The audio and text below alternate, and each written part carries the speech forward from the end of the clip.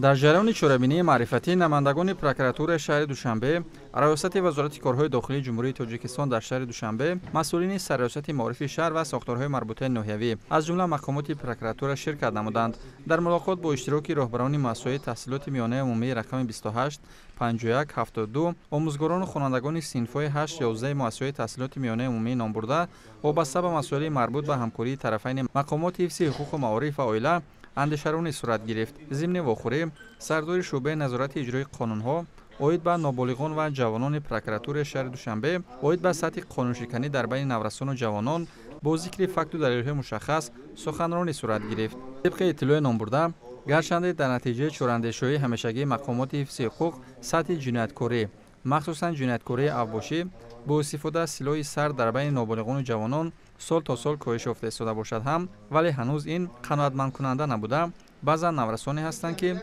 وقتی پرقیمت خود را به اعمال و کردارهای نامطلوب و بیهوده‌گردی صرف می‌کنند که در بیشتر موارد عاقبت به جنایتکاری آورده می‌رساند. مسئله اساسی این با خود گرفتن و استفاده آلات‌های خلنده و برنده از قبیل کارد و کاستت از جانب برخی از نابالغان و با بازی‌های کامپیوتری که بر روح و روان نابالغان ضرر می‌رساند مشغول گردیدن آنها تشویش آور باقی می‌ماند. از این لحاظ تاکید گردید که برای تعلیم و تربیت نورسان همه قشرهای جامعه مخصوصاً والدین مسئولیت جدی احساس باید نمایند. همزمان در جریان ملاقات از جانب شرکت‌داران قانون‌های جمهوری تاجیکستان درباره مسئولیت برای تعلیم و تربیت کودک، درباره تربیت و تندرستی شهروندان و دیگر سنت‌های معیاری حقوقی شرح و توضیح داده شد. در ادامه دایر به خنک‌نظرانه رفتار نمودن برخی از پدر و مادران به تعلیم و تربیت فرزندان، سر وقت حاضر نشدن به درس‌ها، آوردن و استفاده بردن تلفن موبیلی، غیر مقصدناک استفاده بر شبکه‌های اجتماعی بخصوص اینستاگرام از جانب نابالغان صحبت صورت گرفت با مقصد به تعلیم با صفت فرا گرفتن نورسان در دایره سیاست معرف پرورانه پیشوای ملت